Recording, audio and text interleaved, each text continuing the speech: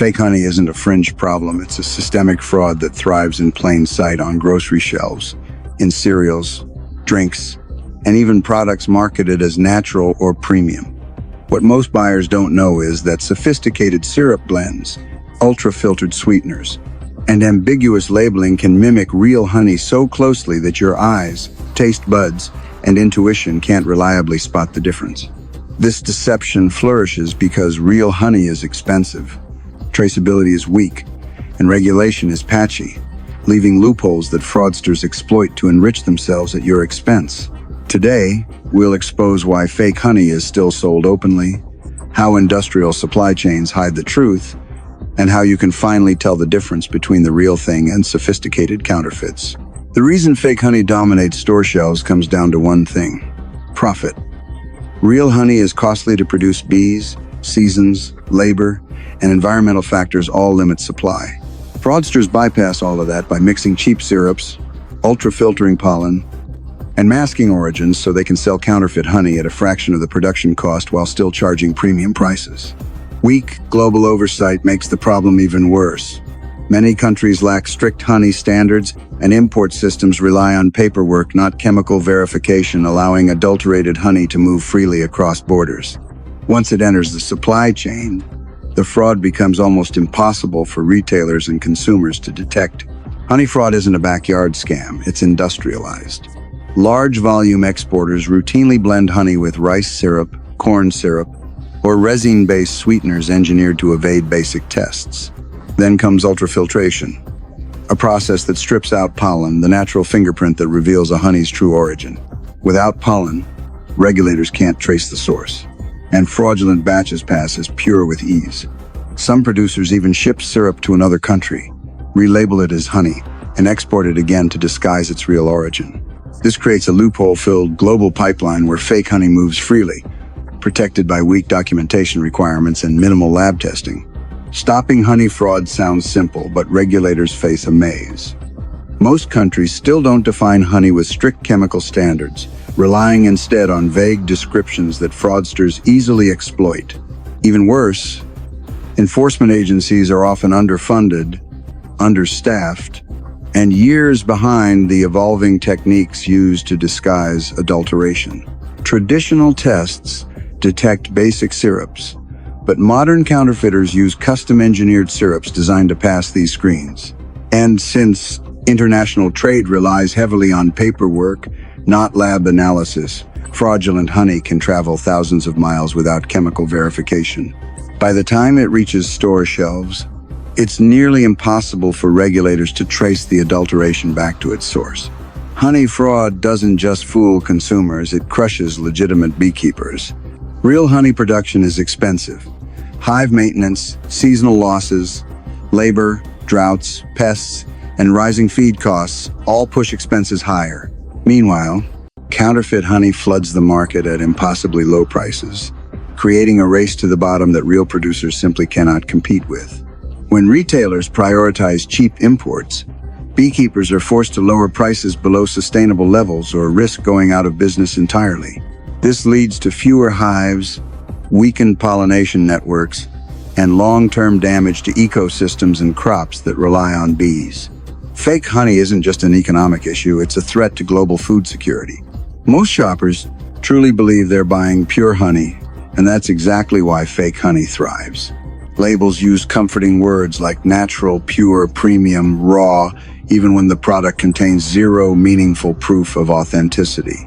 Ultra-filtered honey looks clean and clear, which many consumers mistakenly associate with quality, even though real honey is often cloudy and naturally varied. Packaging adds another layer of deception.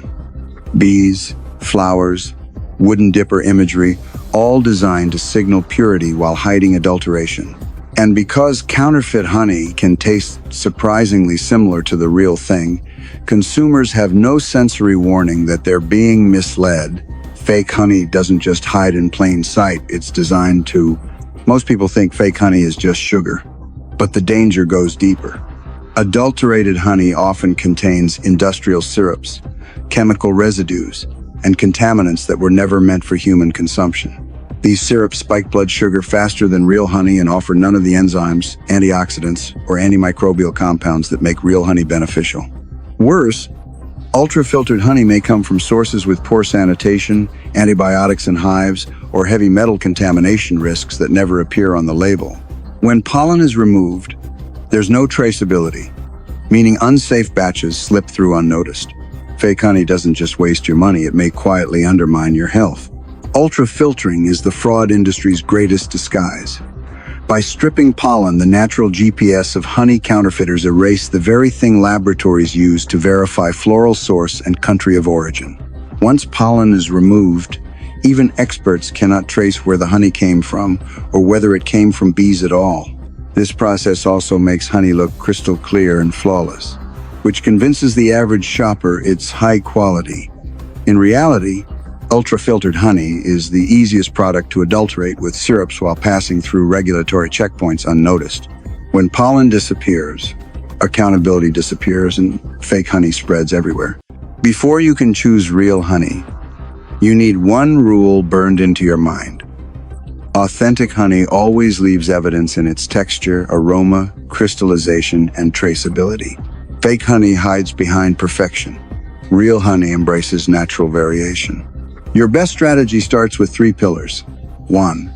Know the signs of authenticity your senses can detect. 2. Read labels intelligently to avoid loopholes and misleading terms. 3. Prioritize transparency, not branding. Real producers never hide their source. Once you understand these fundamentals, spotting genuine honey becomes simple, and counterfeit brands can no longer fool you. If you want to know whether your honey is real, don't trust the label first, trust your eyes. Real honey is never visually perfect. Its color may vary, it may look slightly cloudy, and you might even see tiny specks of pollen. Those are good signs. Tilt the jar. Real honey flows slowly, forming a thick ribbon that breaks only after a moment. Fake or syrup-mixed honey runs thin, dripping in quick, separate drops. Then comes the aroma test. Real honey carries a soft but deep floral scent. Fake honey often smells like plain sugar or nothing at all. One of the strongest signs of real honey is natural crystallization. Pure honey always crystallizes over time, sometimes within weeks, sometimes months, forming fine, soft crystals that look like delicate sugar grains. This is normal, healthy, and a key indicator your honey still contains natural pollen and enzymes. Fake honey behaves differently. Adulterated or overly filtered honey may stay perfectly liquid for years, or it may crystallize into large, waxy, uneven chunks, a red flag that something has been removed or replaced. Viscosity tells the same story. Real honey is dense and sticky, while fake honey thins quickly like syrup. At the end of the day, fake honey keeps flooding American shelves because it's cheap to produce, easy to disguise, and rarely punished. But you aren't powerless.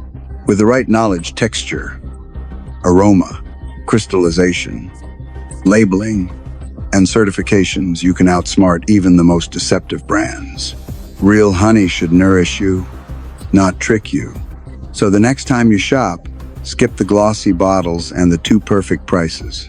Choose brands with transparency, pollen, origin details, and real beekeeper standards behind them. If this breakdown helped you protect your health and your wallet, hit like, drop a comment, and subscribe for more WG-style investigations into the foods we trust the most.